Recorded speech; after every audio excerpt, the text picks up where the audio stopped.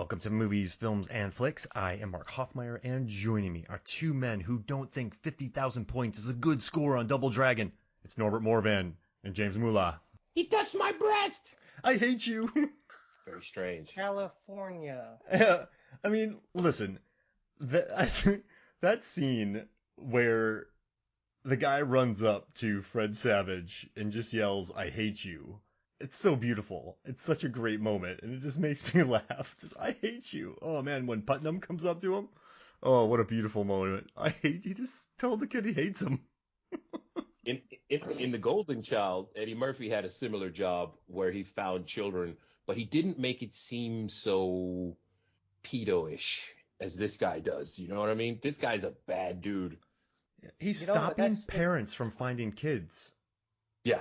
It's part of the there's that scene where Jenny Lewis's character Haley is like, he touched my breast, and then like they beat him up, and you're watching this, and you're like, yeah, kill that guy, and like I don't think this guy really knew what he was signing up for. By the way, his name is Will Seltzer. Yeah, Will Seltzer. And I don't think he's done much since then, but man, that's brutal when they stop the traffic in Vegas, the two truck drivers, and just yeah, man, the trucker code, you know, Chekhov's trucker code. They mentioned it at the start, early in the movie, that truckers have a code, and Chekhov's trucker code. It came back. So you touched her breast, huh?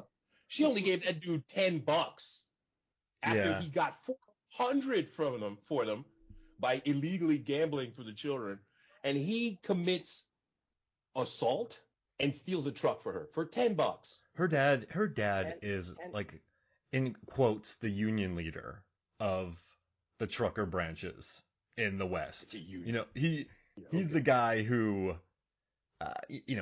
people owe him favors. So I'm thinking that's what she's pulling from right there, because she can rally the truckers to surround him. And I mean, think about it. In '89, that's a decent amount of work, James, because you can't just you can't just do a text chain and call up four truckers. I'd like to point out, in 1989, the truckers were pretty pissed off about the union busting that had happened and broke up everything to make them independent contractors. Yeah. And so, yeah, this is great. The trucker code, this goes back to Convoy, man. Convoy. What would happen if Rubber Ducky? Would Jack Burton pick them up if he was driving on the side of the road? The hitchhiking in this movie struck me as just excessive and incredibly safe, especially for a time that '89 in America, it was all about stranger danger. And these kids are just hitchhiking across the southwest of the United States without a care in the world, man. Ebert touched on that. Ebert touched on that in his review. He's like, every single show is about kids being kidnapped, and these kids are just traveling. But you know what, though? You're right. You're absolutely right. At the time, they were telling people how dangerous it was, and here's a movie showing one of the most popular child actors on the planet just willy-nilly walking across the country. So yeah, it's a bad lesson. But it does harken back to like the movies of the 80s, 90s, where kids were just sort of free-range children. And I'm not going to be that guy that was like, it was better back then. I'm just saying movies back in the 90s with like what? And the 80s, Goonies and The Wizard and Flight of the Navigator and Sandlot and Stand By Me. It was just kids walking places. Yeah, but except for Stand By Me, those were all fantasies we had in our heads, adventure stories. That's what we grew up on, right? Mm-hmm. And then Stand By Me flew in there and was like, found a dead body. Uh-oh, this is real. But all these other movies, like I was thinking today, watching again through the deleted scenes of The Wizard, there's a scene, like right when they start hitchhiking, Corey and Jimmy, right? Then they're up near these caves, and the first thing I see, and now I'm an avid RPG player, so I'm like, there's wolves or a troll or something in there. I can't believe you're comfortable with this. But like, they had a proper fire, like a proper. So who did that? How did they get perfect wood? Light that fire on their own? I don't think they had lighters. All the deleted scenes maybe mentioned that Nick was probably, maybe he had a lighter and Corey stole it. I don't know. But like, that's a good fire, sitting outside a cave, just hanging out in Utah. Listen, Fred Savage is a beast in this movie. He knows kids in the 80s, they knew how to start fires. And that's what I mean. No We're all about adventure. Oh yeah, exactly. That's right. Yeah. That's right. We're raising ourselves. We're latchkey kids, man. We DGAF. Build a fire?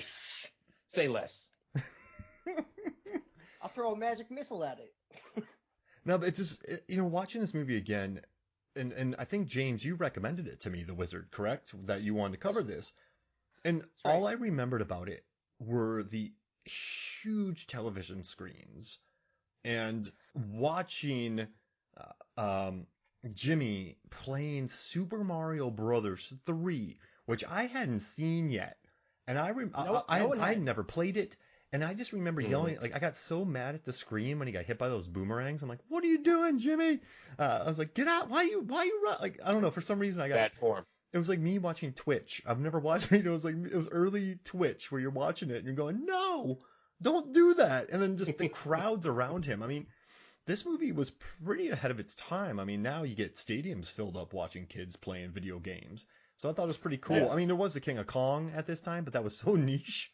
Like, whoa, imagine the King of Kong crew coming in and playing. Oh, no, this was for kids. I'm not a Billy Mitchell fan. Yeah. Get that hot sauce. The cheater. But I don't know. I just remember how epic it seemed. And I was a Sega Genesis kid. And I think we're all roughly the same age. I'm 39. Let's see. Norbert is 44. 44, James. Also 39. Oh, nice. Yeah. So we like this. Norbert, did you have a Nintendo? This movie was aimed directly at us. I absolutely had a Nintendo. And the only thing that we knew of Super Mario 3 at the time was in magazines. There was no YouTube. So this was the first time we actually got to see it for real. Millions of children. And not even Nintendo Power, right? Like that wasn't the preview. This was the preview, because the first preview Nintendo Power did of a new game was on the Super NES before that was even out. That issue is famous. Right. So like we're as kids, and this became a Nintendo commercial, and so you see Super Mario 3 at the end, and like that's mind blowing by everybody's life. Every kid I talk to, everybody. Yeah. What's going on? Oh, my parents are getting divorced. Do Super Mario 3. No. Did you, Mula? I gotta ask. Rewatching this for the pod, I got chills when Mario 3 was revealed. As a grown ass fan, did you still get the chills? I did.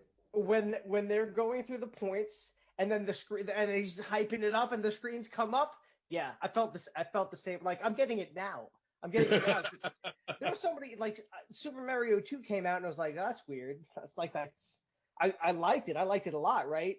But then, boom, Super Mario 3 comes out and you're just like, Tanuki Mario. Yeah. P-Wing, and like, oh man. Yeah. When he's going through 1-2, I'm screaming at the screen, stand on the white block and press down. Go behind, man. Go behind the wow. Oh, and Corey at the end, he's like, get a mushroom, get a star. I'm like, mushroom? Get a star. Get a star. What are you talking about? Get the leaf, bro. Fly. You're an imbecile. Get a mushroom. Get out of here, Corey. So pre-96 and pre-GoldenEye, let's say, what were the games you played the most on any video game system, would you say? Like, what were the games that for me, it was NHLPA 93. I used the Vancouver Canucks. Oh. I had Pavel Bure, Trevor Linden, Doug Lidster, and you could punch people. And even before Swingers, I was like, you can make people bleed in this game. And I would just shellac people with the Vancouver Canucks. That was my squad. I used to go to flea markets in Hudson, Florida, and I would go look for Vancouver Canuck trading cards. And you know how hard that is in Hudson, Florida? I found them. Yeah, I know. Yeah. I know. I growing up for Sonic 2, I played a lot of Sonic 2. Oh yeah. Like lots and lots of nights. Street Fighter 2. Oh huge, yeah. The first Mortal Kombat. But I've always been a platformer at heart. So like Metroid and Castlevania were huge games for me. Ninja Gaiden. Oh, 100%. Love that, and then Sega Genesis was a little less expensive than the Super NES when they came out, so I got the Sega Genesis. Hey, me too. Which is great. And there was a game on there. There was a game on there called Mercs. Yes. Norbert, man, it was like a top down. It was like Commando from the NES, but like 100%. Triple A, Jerry Bruckheimer. Yeah. Yes. That game was so much fun. But like that's I've always been into like having lives continues going forward. That's always been fun. And then I got into the sports game after the era we're talking about. But yeah, before that, platform action games, 100%. And me personally, one of the reasons why I got a summer job was so I could just buy myself video games, so I didn't have to ask my mom for money anymore. So I bought it. By '96, I bought the Sega CD that loaded like an old school DVD player with. Yeah. So you had Sega CD. So at that time, dude, Sega CD is my jam. Okay. Phantasy Star, man. Sonic CD. I'm playing all the FMV games. I was into those. I didn't give a damn, son. But that was the time when I was in the dorm at college, so we were playing a lot of Deion Sanders football. We were just getting it on. And, they talk like black dudes. Yeah, you going down. You know what I'm saying? You know what I'm saying? All the weird coded shit that was in the game. It was still awesome. And NFL. That was 2000. What was the video game with the Vikings who played football and you could fall into holes and get hurt? Jerry Glanville. Pigskin football, bro. Yeah. Jerry Glanville. I ran that with my man. And Moolah, you were going to say Mutant League Football, which is still was. And they remade it for Steam. It's out now. It's dope. Oh, the guy who does the play-by-play for NBA Jam does the play-by-play for Mutant League now, and he's cursing up a storm. It's awesome. Oh, no way. The NBA Jam guys doing that? And actually, NBA Jam was Stockton and Malone. That was my team. And then Lion King, I played a lot. But I didn't know how to beat it, so I'm tempted just to buy a Genesis again. So they didn't want you to beat it. They designed it so you couldn't, so you'd have to keep re-renting it. Because Nintendo made that. You had to flip Scar. Or Disney. Yeah. Like, I never even made it that far. I hit Scar one time for 45 minutes. Just in there, poof, poof, poof. But I didn't realize that you're supposed to get to the end, and then when he comes to you, you do that flip maneuver, and you flip him over you. And knock him off the cliff. This is like the logical Elden Ring segue here. But I beat everything on that game, and then I just never knew how to do it. So it's always haunted me. It's like lingered over me like a specter in this game. It would have been like if Jimmy lost. You're not alone, Hoffmeyer. It's been revealed that games that were made at the time that would come out in Japan and the U.S. simultaneously, they were made harder for the U.S. market. So they made Contra for Sega Genesis. And in Japan, you had 3 hits. America, you only had 1. Then you died. Whoa. They did it on purpose with a lot of games. They made them harder for Americans. So did Americans get better at the games? No. They just quit and buy a new one.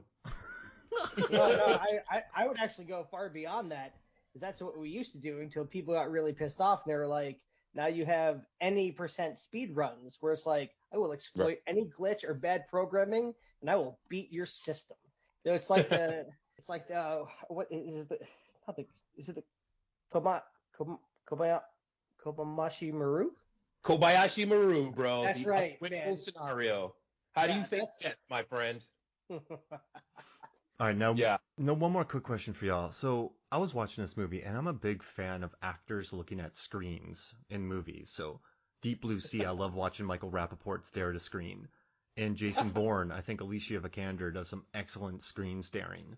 You got The Wizard, you have every Michael Bay film, people are just watching screens in that movie, except for Pearl Harbor where they're listening to the radio. And Kate Beckinsale does some A+ radio listening in that movie. Intently. But what I will say, though, is that Luke Edwards, who plays Jimmy Woods, a.k.a. The Wizard, he does some excellent screen staring in this movie. I think if there was a Mount Rushmore of kids who stare at video screens, or actors or characters who look at video screens, maybe him, anybody from Hackers, maybe Sandra Bullock from The Net. Like who's the Mount Rushmore of characters who look? Oh, Sam Jackson, from Jurassic Park. Jurassic Park. Oh, you got your man Wolverine. Wolverine. I was gonna say Swordfish. Wolverine and Swordfish. Yeah. What's his name? Jackman. Yeah. Swordfish. It's not on the same level though, but I will say this performance was to me a Gilbert Grape DiCaprio type performance. It's really good. I think he was a good kid. He's a good kid. He's a good actor. Both James and I, we tore into the Scream Factory or Shout Factory Blu-ray that came out. That comes with interviews, behind the scenes, a new commentary, a making of documentary. And I thought it was very interesting. The director, Todd Holland, who I thought was Tom Holland. I'm like, the dude who directed Fright Night did this movie? I was like, what? Nice. I was like, Child's Play did this flick? But then I realized it was Todd Holland who has shot. He did most of Malcolm in the Middle. The dude has shot he shot Friends. He was a director on Friends. He basically moved on to have a wildly lucrative career. But he said that Luke Edwards did a great job of. He never talks, but he's still interesting on screen. I think there are some kind of wet noodles sometimes I could cast, and I'm not talking about children. I'm talking about adults because I hate hating on kid actors. Actually, Jenny Lewis is really good in this movie. But yeah, I think he does hold the screen. This kid, he does. But I think he also has like two pros with him as well. I mean, Fred Savage at this time was beast mode. The kid was. Fred Savage got top billing over Beau Bridges and Christian Slater. Okay, truth. That's how big he was. Christian Gun Show Slater. The title card is Fred Savage and then The Wizard, and then it's like, oh, by the way, Christian Slater and Beau Bridges. Right. I agree with you 100%, Norbert. But also Mark has a point. And I was watching the show, right? The Wonder Years, just, was everyone was. Up. And awesome. That's just a fantastic show there. But then, there are excellent performances. I mean, Beau Bridges, that's one of the things I want to talk about the deleted scenes is they took so much of him out of this movie.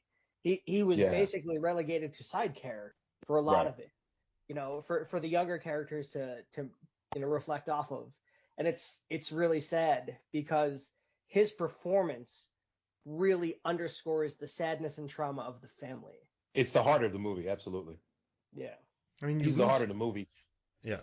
I'll go for it, Norbert. At the end, yeah, no problem. At the end of the movie, when we find out what California is, and it was really the friends that we made along the way in that picture, he cries for real, giving that kid a hug. You believe Beau Bridges all the time. And he starts out, as just yelly dad. He's always hating on his kid, stealing the truck and getting drunk and drunk driving. And he seems like a jerk. He's feeding them breakfast, which is red juice and some horrific black stuff in a bowl that I still can't identify. But he was so good in this movie. Dude, Beau Bridges plays Turtles all night after first deriding Christian Slater in the hotel for bringing a Nintendo with him. He plays Turtles all night, and he's stuck on the sewer level. Everybody was right there where he was. He's stuck on the sewer level because we all were, because there's only one good character in the game, Donatello, and he didn't care. He didn't care. Beau Bridges, his fake Nintendo playing was just like everybody, he's jerking the controller. When he wants the guy to jump, he's pulling the controller up. He was so good in this movie. Well, so to add, man, I'm just gonna, I have to preach with Norbert here because Beau Bridges is really just, so the first 7 deleted scenes have Beau Bridges in them, and the very first one is Corey coming down the stairs saying that Nick and him are gonna take the boat out and learn how to ski. Dad, do you want to come with us? And he's just like, no. And then in the muted background, you see the beer cans there. Yeah. And you're like, oh man, this is a really sad man. What's happened to him? But that's a great establishing moment for his character and what trauma everybody's going. This whole movie is about trauma. Yeah. Everybody is suffering on different levels. And it starts with him. And the very next scene is the friends pranking Corey. He's playing Mega Man 2. He's on the Airman stage, and the friends put the puppet up in the window, and they're like, "You got to come to the arcade." And he's like, "I got to get by Dad." And so he comes downstairs. Dad's like, "Don't slam the screen door." And I think it was Lloyd, Nick's friend, that says "Since when did your dad?" Jesus Christ. And you're like, so that's the first 2 deleted scenes. And you're like, oh my God, there's. So Fred Savage comes out without the deleted scenes. He's like, Wonder Years Fred Savage, hot stuff, Nintendo guy. I'm gonna bust my dude out. We're gonna go to California. But this kid's broken too, very broken. His whole family's busted up, but they don't establish that. So he just comes out like a pop star when really he's like. But you have this movie go 2 hours 30 minutes, bro. This is the thing. Something's got to give. You know what I'm saying? I checked out after dude wins the contest. I'll be honest with you. So I was telling Laurel earlier, right? This movie. So they always say, right, you can never go home, and this movie really defines that for me because I always remember this movie as favorite awesome Nintendo movie, just fun, happy, stuff happens, triumph, blah, blah, blah. And then here I am, almost 40. I'm going back and I'm watching my favorite Nintendo movie as a kid, and I'm like, oh my God, it's depressing. It's really depressing. It's about trauma. And like, but there's Nintendo in it, so like, I guess that's really the definition of hey, we grew up in the 80s. Alternate title, dude. Nintendo presents PTSD. Before they had the acronym. They didn't even want him going to California. The studio execs were kind of like, yeah, we don't want this going to California. Like, we're not even going to end it here. And they didn't want the dinosaurs. The kid originally, Norbert, do you know how this ended originally? The kid wins the game and then jumps off a building or something. He takes what happens? His little lunch pail and he throws it into a river. But his sister drowned. Right. So yeah, doesn't make sense. So he's Jennifer. Yeah. So that's I am throwing. Like, I guess he's saying like your stuff can sink with you. It's really. He kept her. The thing is, he kept her little shoes and knickknacks from her in that lunch pail. You come to find out when the bullies, the quite frankly 20-year-olds who just assault children. A lot of that is happening in this movie. But anyway. Third deleted scene though. Should have mirrored that scene. So when Corey comes out of the house and is extorting his brother for more money so as not to slam the screen door, he gets the money from Lloyd and Nick and then slams the screen door and they run away, knowing there's going to be a comeback. And the next scene is them sitting on the bleachers eating pizza, and then you see Nick come tearing through the field in his car, and he's like, "Oh my God, that's Nick!" And they all start running away, and then they're beating on the kids in the field, and they're like, don't touch Jimmy, don't touch Jimmy. Well, that's exactly the same scene that happens again later in that movie. Yes, Chekhov's assault. You had to bring it back. I guess it's better when it's your brother, right? Your brother can show up and womp on you. I mean, I had some serious fights with the family, No, but like I was the older brother, so it's probably coming back on me someday. It's just interesting to watch though, because this kid saw his sister die, and then the relationship. The parents break up because the daughter died. Then you get the new stepdad. Then they want to institutionalize a kid. I mean, and then he's building. He's like, but like it is the 80s though. I mean, when I got hurt, I remember I got cut really wide open one time, and they're like, he'll be fine. Just take him home. So I don't think it was a time Rub some dirt on it. Yeah, and I still have a giant scar on my leg. So I guess at the time you weren't thinking about this kid having issues because of his sister. You're just thinking, what's wrong with this little punk? But that was the narrative. Oh yeah, it's the 80s. Yeah. It's the 80s, bro. It's the 80s. The entire family is trying to ignore their small child. Institutionalized. Sam McMurray wants to throw him in an institution and drug him up so that he's out of the way. Yeah. There is nothing more Reagan era than, there's nothing wrong with you. Just play some baseball. We could be in the Wilson era. We could be in the Taft era. We could be any time before that. It's astonishing though to talk about this as adults now, all of us who grew up during this time and go, that's barbaric. How? We saw this. Doctors recommended to my mom that they should just zoot me up because I'm bad shit, clearly. The minute I went to elementary school, they were like, we think there's a problem. Throw them in the slow person classes. And so what did I do in New York, which is where I'm back in, right? But but that's what they did. Slingaling was the name of those classes, 1st through 3rd grade. And then I got to Florida, and they're like, oh, he's not stupid. He's just pretty smart and bored. Yeah. But then Florida, so I don't know. I was just about to say, caveat Florida. I mean, no, we love you, man. No, you're a genius. Fuck that. I feel like I'm the liaison here. I got New York on one side, I got Florida, and then I'm New York, Florida. Right here in the middle. Oh, that's a bad mix. I should just pack it in, guys. Florida, New Florida. Hey, there's a New Florida. No, that's New Tampa. No.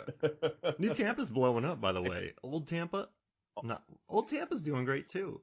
All I know is Daytona Beach is where I saw one of those dudes from Saved by the Bell. And then I participated in a strip contest, and I don't remember what happened next. What, you won, and you went on a national tour with the guys from Magic Mike. Isn't that what happened? Oh, right. That's it. Yeah. I was messaging Norbert earlier, James, and what I do like about this movie I really feel like they shot a lot of it on location. I'm not talking Universal Studios and the ending, but I do like a lot of what Utah and California and what Nevada, like I like the locations that they found. They felt very kind of every town they went to felt real, except for they traveled to a small town and a kid named Lucas is there with like a bespoke box with 97 Nintendo games and a Power Glove that was really rare at the time. But I like how they keep finding people to swindle on the country roads. But it's still like I love the locations of it. I think the second unit did a good job capturing B-roll. Like watching this again, James, like did you get a good sense of kind of the open road? Actually, my favorite shot is specifically of that. So when Nick and Sam are when they first go out, there's the whole scene right before that where like the magnet comes off the side of the truck, and then you later see them again going around the side of a mountain pass, and Nick throws the keys out the car because they get in a fight while Sam's drinking a slice, and they get out the car. And then after the resolution of the scene where they're fighting about Christine, which is also a very confusing scene, which I'd like to touch on, right? Because Christine, I thought was the previous wife, but in this scene, they make it seem like she wasn't. And so I'm kind of confused about that. But when you turn the camera around to see them getting back into the car, it's just beautiful scenery of Utah, the mountains, and snow cap. And like when I drove in here to Western New York, from Maryland coming through Western Pennsylvania, we went up through a lot of really high mountains and passes like this, and I'd never seen anything like that. And I thought, wow, this is amazing. And so I thought to myself, rewatching this movie, how do you shut down this part of the road? Like, it was shut down. Mm-hmm. Yeah. And so for them to do that, to get this beautiful shot, they didn't have to. They could have just done an Indiana Jones him with like map spot, bing, bing, bing, another map spot. Yeah. But they took the journey and took the shot, took this moment, and the shot is really what accentuates it. To your point, it's the most beautiful shot for me in the whole movie. I think my favorite shot's the skateboarding scene where they're going down the hill and Jimmy is sitting on the skateboard and Corey is standing on the skateboard and they're going down the road, the mountainous road, and the truck just drives around them. Now, I know that wasn't them on the skateboard when the truck drove around them, but I liked that. I dug that vibe. I really like the industriousness of these two kids, and I like that they actually had someone going down that hill while a truck goes around him. It felt, I don't know, that's probably my favorite part about this movie is the location scouts on this film definitely earned their money. They shot, and the director was talking about on the extras that when they did the location scout, or was it the producer? But they said normally when you're on these kind of roads, you can zone out because you're just seeing nothing but open spaces, but they had to look everywhere to find cool spots to shoot. And I think they did. And I think that adds a lot to this movie. I think it adds a level of authenticity to it, I would say, for sure. Man, I was 11. I wanted to see video games. I didn't care about Utah. I was Brooklyn. I don't care about mountains. I want to see Metal Gear. I want to see Ninja Gaiden. Damn it. If you see Mortal Kombat, you want to see the tournament? That's why I was there. Exactly. I was there for the product placement. I was not there for the lovely landscapes of Utah. Oh, man. Listen, I don't remember those either. But you go back to it, but yeah, Norbert's absolutely right. Yeah, I mean, nowadays that's what I like, right? But yeah, when we're watching it, I just want to go, where's my Superman 3? Where's my Double Dragon? But see, I grew up skateboarding too, so shout out to Vision Skateboards. Mark Gonzalez, the godfather of street skateboarding, which is probably why they chose that Vision skateboard to do that scene you're talking about. Yeah, that was kind of cool. Yeah, you're a kid, you want to get out there, but yeah, Norbert's absolutely right. Even though they were playing NES games on arcade cabinets, which is just absolutely ridiculous, but no, dude. Street Fighter, right? Late 80s, early 90s, Play Choice 10 was absolutely a thing, dude. I went to an amusement park, one of those water park type things. Maybe it was Great Adventure. You could absolutely put in a buck, press the button, and select an actual emulated Nintendo game. It was real. Those were real, the Play Choice 10 machine. But these scenes aren't portraying that cool stuff. This is supposed to be Contra and Double Dragon on the cabinet. And like, they're like, just by itself. And I'm like, put it in the corner. There's like the 2-player screen. I'm like, you don't put it in this. You just put it in the corner. Second place, put it in the corner and start. And then somebody gets mad because the enemies get tougher now that there's two of us. I do love the whole Rain Man, except with Nintendo games aspect of this movie, that this kid can go around Southwestern America at a time when playing video games still made you a nerd and a jerk, and just find hundreds of people to scam in actual arcades and diners. Like at any age, doesn't matter their age. Did it piss you off, James, when they're playing Double Dragon and the hustle is I can get a higher score than you in Double Dragon? When have you ever played Double Dragon for score? You know, I'm trying to beat the game. I don't care what score I have. At the end of the movie, when they're like, with a score of 82,000, I'm like, with a score, like, who made it farther? I don't get it. That's the entire point of Mario is not to get 1,000,000 points. The point is to save the friggin' princess, jerk. Let's go. Yeah. It's like, oh, this guy's hitting a lot of coins right now. He's really racking up the points. Meanwhile, the other guy just beat the board on the second board already, and I'm like, dude, you're losing. What are you hitting the coins for? Oh man, and the girl with pigtails, she just loved playing the game. She didn't care about winning or losing. She just got mad when she would die, but she didn't. She was so angry though when she only got 40-something thousand. I was like, man. I know that kind of determination, though. Oh, man. I fell for her there. She really tried. I mean, she did. Yeah, gorgeous Laura Grissom. Have any of you ever had 97 Nintendo games? Because I haven't. No. Luke's had 9. No, I had maybe 12? Like 12 that's about right. In my whole case growing up. That's about right. We traded stuff. That's it. That's how I played all the games. I traded them. You know, that's how I played Resident Evil for the first time. I let someone borrow my Mario Kart on GameCube. I wish there was a Gamecast, by the way. Malibu's Most Wanted call out. Shout out. But yeah, so I let them borrow that, or Smash Brothers, and they let me borrow Resident Evil.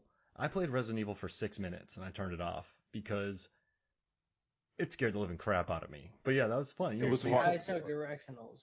For the time, it was hardcore. Yeah, you play games because, you know, it was fun. It was fun switching out. And also, too, if people don't know, because we haven't told them yet, I first met James and Norbert in 2007, 2008 in South Korea. Yeah. We worked at the Cheongdam Institute, and when I first met James Gil Mula, he had a V-neck T-shirt on, and he had his hands right up in his armpits, emulating what Christian Slater was doing at the Body Shop during this scene, and he was just looking all like threatening me.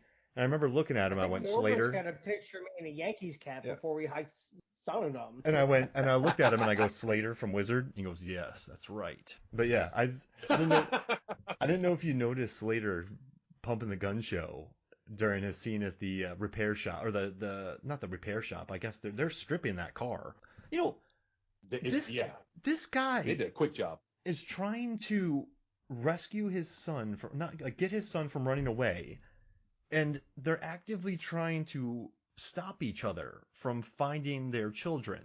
Yeah, seriously, it's incredibly disturbing how many people do not want Beau Bridges to find his son because they would rather lock him away and drug him into a blind stupor, or they want to just capture him and make money at all costs, assaulting random kids in public in broad daylight. The dude with glasses.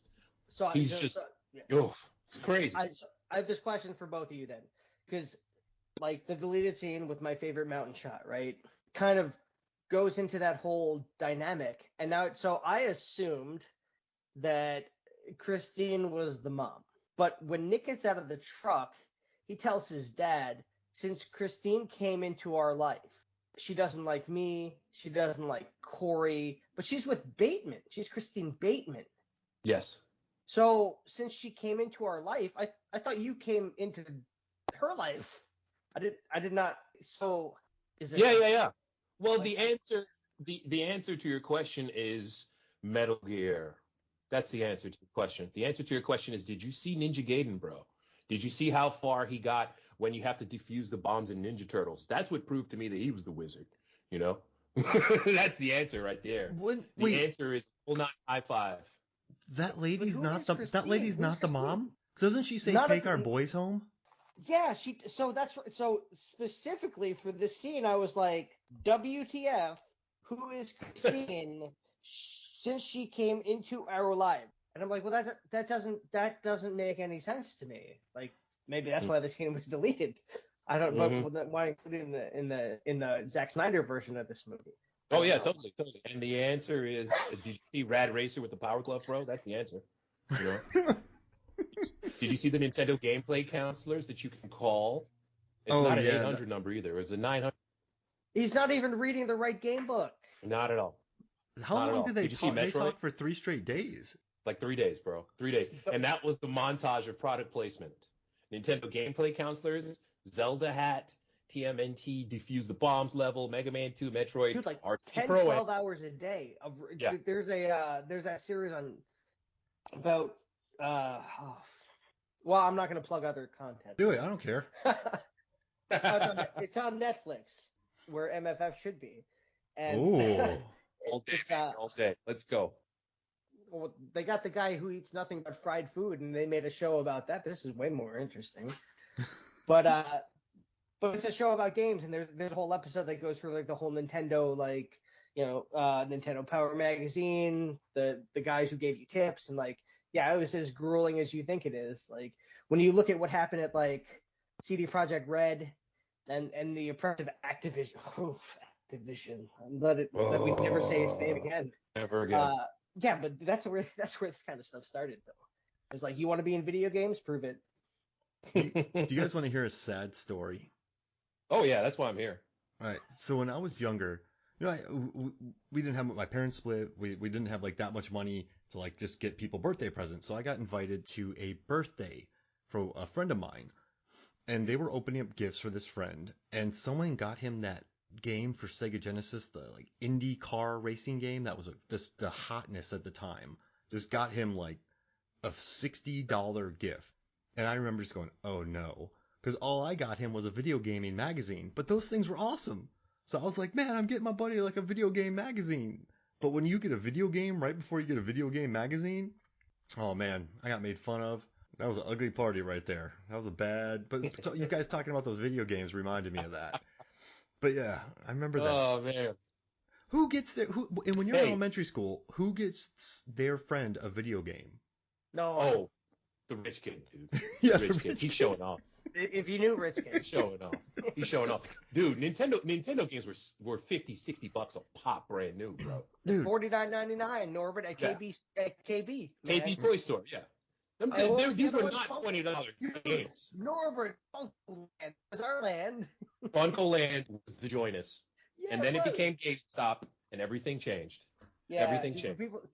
That was from when I was a kid on Long Island, man. Funko yeah, Land. Absolutely. I would go to Green Acres and test the games and just hang out with the dudes. You could go to Funko Land for like 3 hours and just kick it with people and talk about games and just get secret codes and whatnot. It was dope. Yeah, nice. Dude, yes. Yes. Oh man, but I'm telling y'all, I remember buying those video game magazines, and I just thought they were the coolest thing. Learning about the new things, learning about like what was hot. I remember I wanted an RPG that I learned from one of the magazines. My mom bought it for me, but I felt like it was way too expensive, so I felt really bad about having it. And I like never. Oh yeah. And I like never played it because I was like, man, I feel terrible. Every time I played it, I felt like a sense of dread while playing it. But no, the magazines were $5, man. Yeah, I know. Look, the magazines were not cheap, okay? And Mortal Kombat came out for Sega Genesis, and Genesis had the blood code, and I wanted to know the blood code, and there's no internet in my house, so I walk into EB Games, I grab the magazine, I flip to the page with the code DULLARD, bong. I walk out, man. I go home, blood is there. Get over here. What was the other one though? ABACABB? Abacab. Yep. Yeah. What was that one? That code. That the Abacab code. I think that was just a general. You could just do the dip switches and figure around with the game. Yeah, I don't remember what it was. I heard it on 93.3, Mark. Yeah. You know, I just went down to Florida and I listened to 97.1 the entire time, the alternative channel. Also, I just want you guys to know that you would have hated playing video games with me because when I played Mortal Kombat, I was backpack forward with Raiden. Every single time. Backpack forward. And then I took E-Honda and I did the backpack forward with him too. Isn't that what the code was for E-Honda? I think it was hold just back and then forward. Yeah, that's all I did. That's all I did. I was that guy. And then people would yell at me. I'm like, well, learn how to block it. And then they learned how to block it. Exactly. Oh man! And then they learned how to block it, and they just destroyed me. Well, it's like I had a buddy. All through life. I still know him now. Still hang out with him, and we all got Smash Brothers, for the 64. Dr. Mario. And he was always Pikachu. Everybody else would just like variety character and get better with characters, and then have epic matchups. He's just Pikachu every time, do the same spam stuff, and we're like, God damn it. And then, MVC2 comes out. That's Marvel Capcom 2. And we would just start just making up stupid rules, like only people with red on their face or head. He would pick Blackheart every time. Like, dude, you're not even having fun with this. But then eventually, years later, he just would basically flip the table and be like, I don't want to play with you guys. And I'm like, you've been playing the same guy for 3 years. You haven't gotten, And and I'll tell you, ladies and gentlemen, this is why the Wizard was made. Because look what the Wizard has done to us. We became addicted to these games because of this movie in a way that no other advertisement has ever worked. The third act of this movie is a Nintendo commercial in a way that no third act has ever been a commercial for something in the history of mankind. Not even putting like the BMWs into the Marvel movies has worked the way the Wizard has worked on us.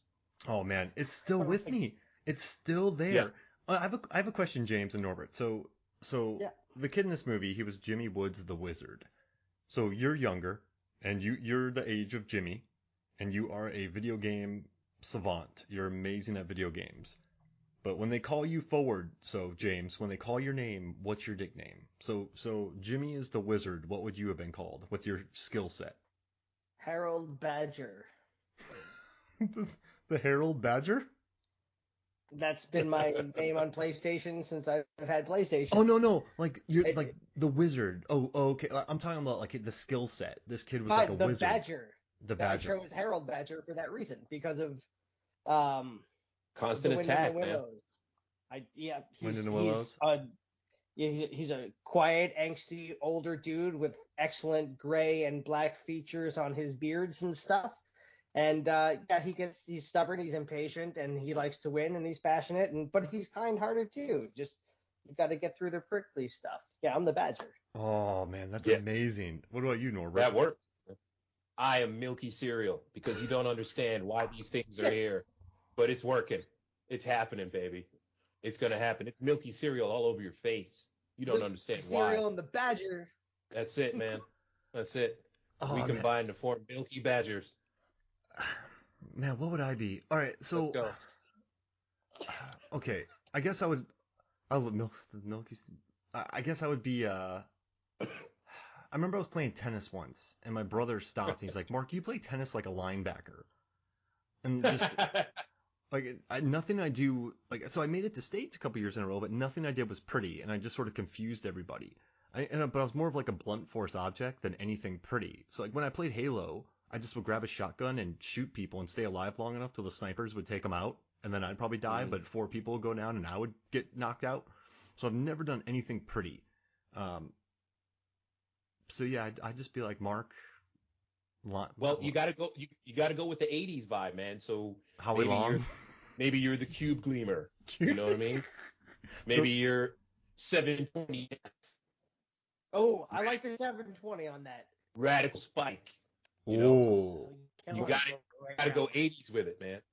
Actually, I like Radical Spike a lot. Yeah, let's do Radical Spike. Because people are like, what does that mean? He's a Radical Spike. Mark, you go the rhyming route, you're Mark the Shark. You're Mark the Shark, you know what I mean? Because you just eat MCs. Likes to clip fools in the dark. I am not smooth enough to be a shark. I feel like being a pool shark, you have to be smooth. That's not me. Land shark. What about the shark from Deep Blue Sea? He didn't have to be smooth. He was brute force. Those things planned the entire escape. They herded the humans. Like, they played them. They did. Every step of the way they knew what was going on. That's not me. No.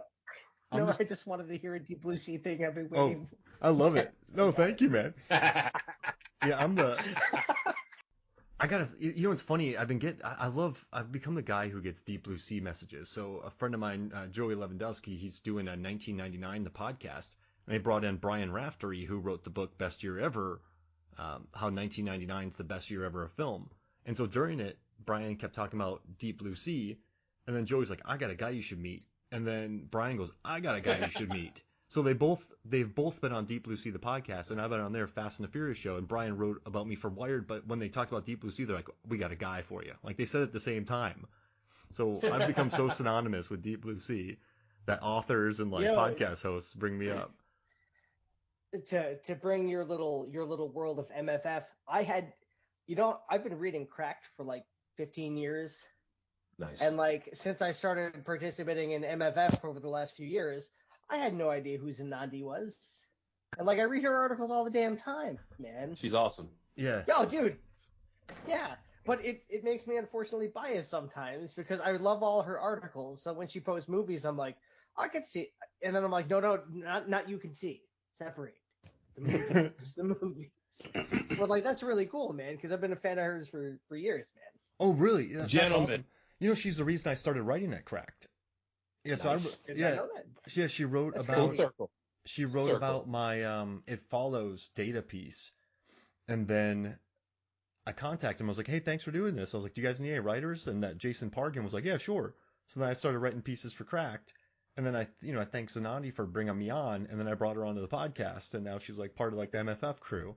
So and then you've been reading her for years, so it's cool. Yeah, that's really cool, man. That's another word I haven't heard in forever. 90s, bro. New York. Dude. So, my question for you all. Norvan. Oh, it's audacious. My question for you all. Okay, we have this weird preteen semi-Wonder Years romance between Fred Savage and the lady, right? And so they're playing this kind of terrible will they, won't they, Maddie and David Addison moonlighting thing as they road trip to California and get into video. She knocks him unconscious. So she assaults him several times, and then Lucas comes out of nowhere. He's got the power glove, which he loves because it's so bad, and he pulls out the power glove, and he demonstrates the ease with which he can control the car in Rad Racer. And then out of nowhere, Fred Savage just flexes. Just keep your power glove off of her. Yeah. Is he ready to go for it at that point? Because he does this awkward kiss thing later, and she just duffs him out and then makes out with him anyway. But it's really bad. Nah, dude. So I think here's the bad boy, right? Her dad's a trucker union leader. She's around rough and tumble dudes, so she's probably got a little bad boy respecting her, right? Right. And then here comes Frank Savage. He's like, come on, we're gonna go to California. Let's. Don't, who's playing the game here? He's got the dick monologue, yeah. But then he's willing to take a beating. He's willing to stand up for her. He's willing to take a chance on getting a kiss. Willing to get smacked down and willing to stick it in all the way to the end of the movie. So then after the tournament, he's like, let's go, Haley. And she's like, yeah. And I'm like, dude, that's a guy you played it. You long. Man, that's right. This is your dedication to this girl. You're going to respect. I wrote in my notes, second base. I was like, yeah, he's going for it. Oh, gosh. And he'll get punched again. He will. I love when he puts the mask on, though, and she just knocks him unconscious. She blanks him out. But I gotta say, Jenny Lewis is really good in this movie, though. I know that the studio wanted to cast another actress, but he just didn't like the actress, so then they brought her in. But you actually her line readings, she's like, I know people too. Sometimes, I don't know. The best thing about these kids, they didn't really feel like they were acting in this movie. Sometimes when you watch a child performer, if they're not directed well, if they haven't been in the game that long, you do feel the acting. But with them, these kids felt pretty natural. And when I was watching the scenes with Jenny and Fred, I was like, man, she's yeah, I don't know. I thought it was cool. I thought it was a cool dynamic. That's actually, so I kind of wanted to ask too. So I'm a big Rilo Kiley fan. I think The Execution of All Things is one of my favorite albums. Although my favorite song by them is not on the album, but as an album as a whole, I think that I just absolutely love it. And there's a lot of mature in the lyrics. I mean, obviously she's older. I really came up as an emo kid, so no. Yeah, no, shocking. 2007 Chicago, living in the basement of the Congress Theater. Are you get out of here? But chicken egg. What begot what? You know, she's extremely mature in her delivery, in her acting in this movie, and then her music is, I think, exceptional. But like, why was she always this creative, and this was just the first outlet, and then the second outlet happened, or did she do this and then flourish after it? Because I mean, probably a lot of all of those things. Oh, for sure, man, for sure. I mean, early on, you could tell she's kind of feeling Fred Savage because she just comes out of nowhere. I got my mom's legs. Take a look. But Fred Savage is looking at Jimmy and he wants to pet the cow instead. It's really weird, man. She's just like, look at my legs, Fred Savage. Take a hit. and it doesn't kick in until alpha male shows up with the power glove, and then suddenly he realizes, the female is being tempted. And that's now, clever line. Just keep your power glove off her, Lucas. That's just, you just want to see Fred Savage just hold up his hand and be like, beep, beep, beep, beep, beep. Exactly. And he's got the weird Daniel Stern monologue going on the back of his head. Haley was so strange, and yet there was something really attractive about her. I wonder if Jimmy's going to want a sandwich later. Can I play Nintendo as good as he can? What would you do if I sang? Oh my gosh. Hey, can you recreate, do you want to narrate the mashed potato moment from Wonder Years, which is probably one of my favorite all-time TV moments? Do you remember that scene? I've seen every episode of that show, but it was in middle school. And the only things I remember from middle school are How to Beat Altered Beast and Turtles in the Arcade. That's it. So Altered Beast, man. I played that for the first time in a whiz, dude. The scene is when his parents are fighting in Wonder Years. And he's like, they're fighting. They're ripping each other apart. I had to do something. But it was Daniel Stern's voice, I think.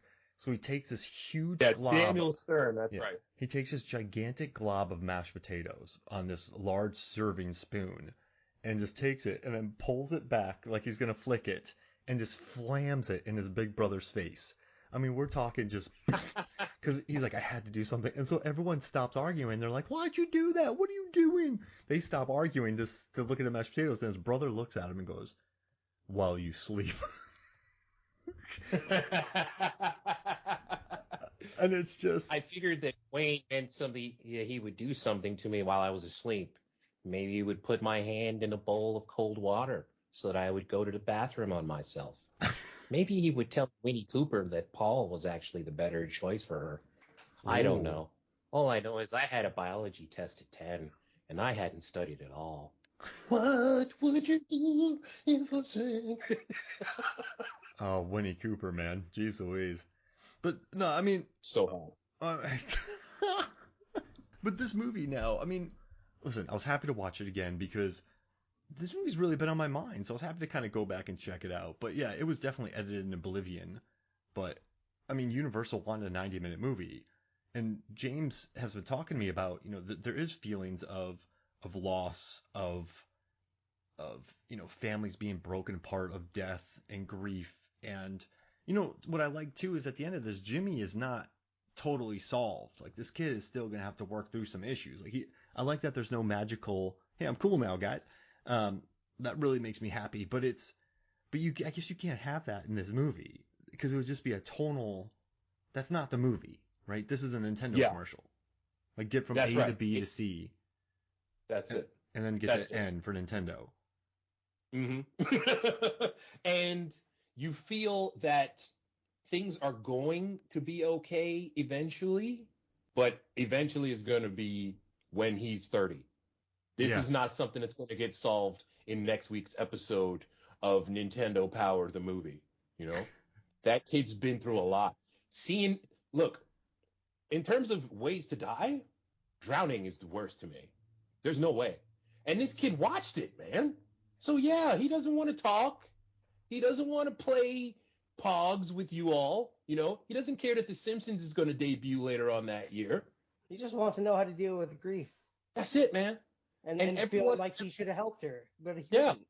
Right. And everyone in his family is thinking, how about some Zoloft instead, bro? And a cold white room. You know what I mean? That's brutal, man. Well, that's so there's that scene with Nick, though, where he's yelling at his dad that Corey's been trying to tell you, but, like, he's been shut off. He's just been drinking and depressed. But, like, of course, like, you're a parent. Your child died. Like, every fiber of your being is like, I should have protected her. Mm-hmm. You know? And so, yeah, he tuned himself off. The kid's trying to say, like, he just needs, you know, and this is the other thing, too. It's like, you know, Jimmy's on the spectrum, you know, and we didn't talk about that in the 80s either. Mm-mm. That was a thing. You know what the thing is, though, man? I don't feel like he actually was on the spectrum. I think that this particular incident hit him so hard, he just shut down. It's curious, though, right? Like he could be. They treat him like he was normal before she died. The way that Fred Savage keeps snapping at him every time he tries to make Tetris blocks with stuff, you know, it's like, you used to be cool. What happened? Like, come back. Well, I mean, you know, probably. I mean, did he report it? Did people see what happened and came and they were screaming and stuff, you know? And so it's, you know, that would be an interesting. I have to go back and really, not that I'm an expert, but, like, that's a really good point, Norbert. You know, but then here they are going to institutionalize him. So no matter what you or I believe about Jimmy's condition, they're just going to throw him in the room, lock the key. Yeah, you know, he doesn't want to play football. He's not chasing girls. This is the 80s. Drug him. Get him out of here. It was really interesting. There was a psychologist on the DVD who was talking about Jimmy, and she was trying to diagnose him. And she said that, you know, some of his actions do represent being on the spectrum, but some don't. So when he comes into the city, he has no problem adjusting to it. Like, he's happy to be surrounded by people. He doesn't have that issue. And so at the end of it, she seemed genuinely, what's the word? She wasn't sure. She couldn't diagnose the kid. So I guess it's good that they left it so wide open. But yeah, she said, she's like, I suppose, but then he does this, but then he does that, but I do think that trauma when you're a young kid and then your parents become so broken that they don't talk to you, throw in the 80s, you know, and Fred Savage is being rough on him too, but these kids are also not getting any attention from their parents, and it's the 80s once again. So yeah, I mean, you become very compartmentalized. You go into your own world. You build blocks when you do that. So I mean, I guess it does make sense that he became like that, the kid. So I just, you know, it's kind of interesting. Here I am, like, you know, we're kids of the 80s, right? Like, largely that's where our childhoods were at various parts of our childhoods, but we grew up through the 80s, right? But, like, you know, there are people, right? Kids going, man, we're childs of the 90s, childs of the aughts, childs of the nows, you know, and it's I've always thought it's very funny. Because as a parent, you're always trying to protect your kids, but it's always kind of retroactive, isn't it? Like, it's too late. You're trying to protect them from the things you grew up in. Right. But like what they're dealing with is different from that. And so it's kind of interesting to go back to see this movie and be like, and now we're talking about it being like, well, you know, we grew up through that. Well, here we are. The 80s, man. The 80s are dark, man. Yeah, the 80s are dark. No, you're right, though. I guess you just can't say it's totally different now for kids, so you can't just be like, why don't you kids understand? Because the world has changed. Is that what you're kind of getting at? But isn't it the same for kids? It's just different for us looking at it. Yeah, man. You know, you can only rub dirt on it for so long. Exactly. That's what it's all about.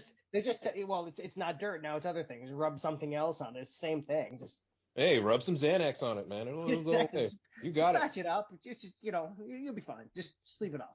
The one thing that strikes me about this movie, right? I saw it was $6 million, the budget. Okay, I've got 14 instances of product placement ranging from Cosmo magazine to Hostess Cakes to New Kids on the Block and Bobby Brown. Did Universal actually spend any money? That $6 million is all Nintendo, right? Went to Fred. It went to Fred Savage. Did Nintendo not give them the $6 million to spend, and that was the budget? This is what I'm saying. You know, is this the only movie in history that is just 100% profit? For there's no way Universal spent any money on this game. For Christ's sake, Christian Slater comes out here, hey, let's go to Dairy Queen. Why? Oh man. There's so much product placement. There are almost 40 scenes cut out of this movie, and every single one establishes part of the character stories. There it is. Every single one. And now you know what? There's no product placement cut out of that. Now you know not one scene. I have a whole friggin' notebook that I wrote down about every scene that was deleted from this movie. Okay. It's all narrative and development. Give us, before we get out of here, James, since you did all this work, give us your top 5 deleted scenes. That would have pick 5 deleted scenes because we can't put them all back in, right? Because this is supposed to be a 90-minute movie, and it still runs a little bit long. It's still like an hour and it's 97 minutes, I believe, this movie. So yeah, what 5 scenes would you add in to make this movie a little bit more fleshed out? Almost none from the second half of the deleted scenes. They kept a lot of the exposition in. There were no subtleties there. I would honestly leave in the very first 5. I mean, maybe cut one of those out and put the overpass scene where they're going through the canyon and they throw away the scenes and then talk about Christine. But those first 4 scenes establish the trauma that every single character in the Woods family outside of Christine and Jibby are going through. That's the backstory. That's the backbone of all the supporting characters. Oh. You can't possibly understand anything. Like the Ninja Turtle scene, like Norbert was saying, you have no idea why that's such a big breakthrough moment. Like when we were kids, I was like, oh, the dad is playing video games, yay! This guy that has shut off his own family and is just diving into alcoholism and depression over the trauma that he has faced, the guilt, and then what his kids have gone through. Now he's playing Turtles and trying to hook up the thing and get through this stage. Yeah, that's a lot more powerful now. That is probably my single. Those first 3-4 scenes, easy. I love it. Yeah, I mean, because when he does decide to go to California, he's like, I'm just gonna go. I'm just gonna take my brother. It's fine. Like, wait, what? Like, just because the dad yells at him a little bit. So yeah, it's really dude, you're 12. What the hell, dude? Yeah, you're 12. You're 12. And running away from home was a real 80s thing on 80s TV. Running away from home on 80s TV was what gave the kids in the 80s the idea to run away from home. We grew up on Punky Brewster. This was the next evolution. That's it. And then in the 90s, they took it so far with like Blank Check. A kid becomes a millionaire on his own. And Home Alone. Yeah. Oh, man. What about North with Elijah Wood, where he just gets to go around the planet? Just meeting people he thinks are his parents. Yeah, I remember watching that movie and just feeling supreme disappointment. I remember that. So as a child, you're very rarely disappointed by movies. I think you just watch them because you just love movies. You're like, oh man, there's a movie, I'm gonna go watch it. So I remember we were talking in '95. I was 13, and I remember I was going to like watch The Great Panda Adventure. I was watching Virtuosity. I was watching Desperado.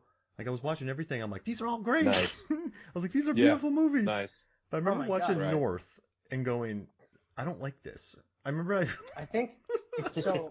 I think I saw North, right? So when I grew up as a kid, like we didn't have premium channels. Like we had the clicker. It went to channel 23, and like mostly we got like ABC Sunday Movie, which was huge. This was the story I wanted to say anyway.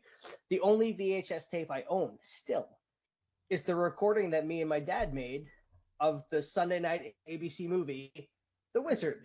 I own it. Nice. With the California great commercials are on there. Nice. So much other, just it's great. It's the only VHS I own. Me and my dad went to see this. So this movie got released December 15th, 1989. My sister's birthday. And Christmas Vacation, I think, was December 1st, that same year, right? So like I want to go out and see this movie. Like everybody did. Everybody, as far as I knew, everybody in the whole world wanted to go see The Wizard. But like, so my dad took me like end of February, maybe beginning of March, down to the Quadruplex to see The Wizard. So we get out there and we're like, it's still on the marquee. Okay, we go in there like, no, we don't have this movie anymore. And I'm like, I'm devastated. Dad's like, well, we got to see something here. And it was like Bird on a Wire, some other movies, and Christmas Vacation. And my dad's like, well, let's just see Christmas Vacation. And I'm like 8, 9 years old. And so that's how I saw Christmas Vacation. Oh, that's a fun one to watch. They were the only ones at the theater, just eating the Whoppers because my dad loved those milk and malt things, man. And yeah, so that's the evolution of half of my Christmas decorations is we went to see The Wizard, and it wasn't in theaters anymore because nobody went to see it. That's why when it snowed in Korea, you really wanted to go out and like try to sled. Yeah, that was fun. I recreated my cardboard. I'm surprised I didn't die that night when I actually made it down on cardboard. Cardboard. We all lived through it, man. We're still here. Well, listen, still holding up the banner for us. I'm very happy we had this Korean reunion. Thank you so much for doing all this. Norbert, I know, thanks for joining us on short notice, man. Glad to have you on this. Thank you, brothers. Good to see both of you. 사랑해요. 사랑해, 맞아요. 사랑해요. Oh, it reminds me of Martin, man. The dance. I still got that video, Norbert, man. The time we went up to Sonamdong. Oh, may he rest in peace. I love that guy. Yeah, you were there too, man. Yeah. He took me out for my first night there, and we partied, and I got so drunk that I told everyone to go to another karaoke joint, and I snuck away and grabbed a cab and got out of there. Nice. That's what they wanted us to do. That's what they tried to do. That's it. Oh, yeah. Well, they Joe got White's first night, he missed 3 steps and broke a tooth. Oh, wow. Oh, and just before you go, remember, old dude in the Speedo, unashamed. He's wearing a hat. Owning it. He's like 70 DGAF. He had some cakes. That guy, you know what I love too? They give the gratuitous shot of the woman handing out candy bars or selling candy bars. Very gratuitous. But then they cut to a gratuitous shot of that dude in the Speedo, and I'm like, okay, equal opportunity, gratuitous shots. Unashamed, unafraid. Man, he made me feel not confident. Like, I was like, man, I have respect for this dude. Body positivity. Oh, gosh. Well, hey, James. That's what I'm saying, man. Thank you so much for all the research you did, man. I know you put a lot of work into this. It's a movie that meant a lot to me, and it was an interesting journey. I have to say that. Going back to a movie that I was like the Jack of my movies, top 3 royalty there, and then you go back and you're like, oof, nah. Oofda. Nah. Yeah, oofda. Oofda. Man, I feel like I'm back in Wisconsin. So do you guys, before we get out here, do you guys want to sing the Foghat Slow Ride to get out of here for us? Do you want to belt that out on our way out? Take it easy. Oh, now. No. That's all I want to do the bow down. Easy. Bow down. Bop. Oh man, this brings me back to the last podcast we did. Damn it! All right, well that was beautiful. So for me, Mark Hoffmeyer, Norbert Orvan, James Mula, this is Movie Some of the Flakes. We'll see you next week.